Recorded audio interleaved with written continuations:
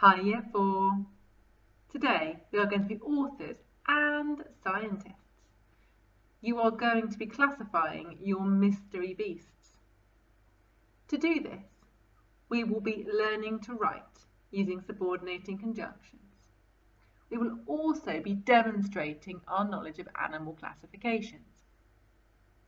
Both these things are really important. Learning to write is really important because obviously we're learning a new skill. Demonstrating our knowledge is also really important because it's how things go into our long-term memory. Let's give it a go. So, my mystery animal, it's a bird. I've got my knowledge organiser here on the screen to help me a little bit if I get stuck.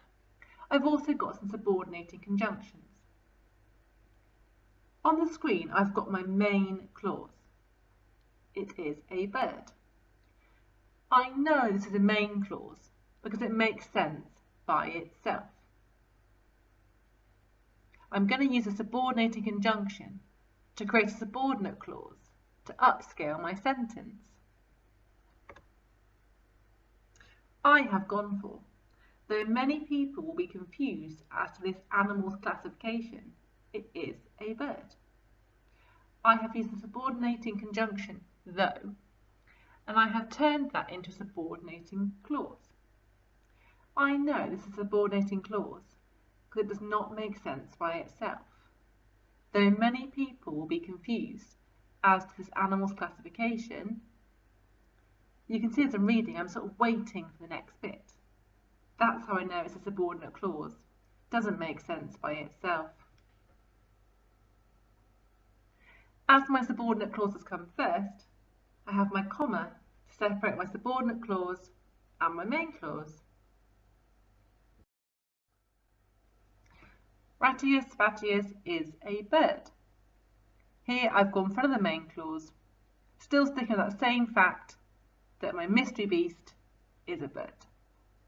Again, I'm going to use a subordinating conjunction to upscale my sentence.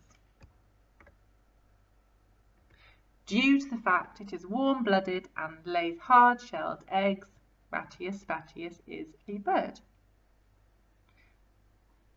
I've used due to the fact here as my subordinating conjunction. As my subordinate clauses come first, I've got a comma separating it from my main clause. I could put my main clause first and have my subordinate clause come after. Ratius is a bird due to the fact it is warm-blooded and lays hard-shelled eggs. As my main clause comes first, I don't need a comma to separate it from my subordinate clause, although some writers do choose to use a comma anyway, but we don't need to in Year 4.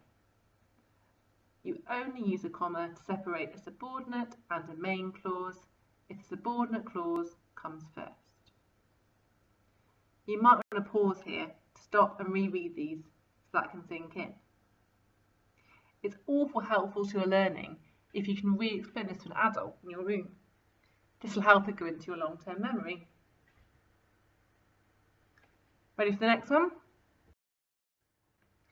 Going back to my main clause, it is a bird. Again, as a Year 4 writer, don't want to have something so simple, so I'm going to test out some more subordinate clauses. Even though many people have debated the classification of this animal, it is a bird.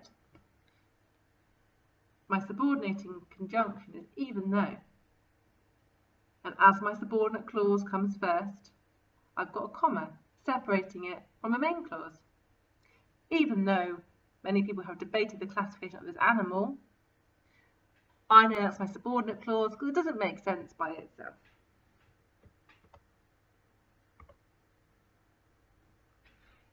If you were feeling really fancy, you could add some extra information from your knowledge organiser. Even though many people have debated the classification of this animal, it is a bird due to the fact it is warm-blooded and laid hard-shelled eggs. I've gone really fancy here. I've got a subordinate clause at the beginning and at the end of my main clause. So give it a go, guys. Firstly, decide what classification your animal is. Make sure you're clear what evidence you have for this classification. You can look back to the knowledge organiser here to help you. Your beast is most likely a hybrid. Think of it a bit like a platypus. It can be confusing to see what classification it is, but think of those core things that help us to classify an animal. Next, experiment with a range of clause structures. You can stick with the same main clause and just try different subordinate clauses. Give it a go. If they don't work or they don't sound quite right, that's actually a really great thing. Getting things wrong is how we learn. Good luck, guys. Any issues, email me. Bye.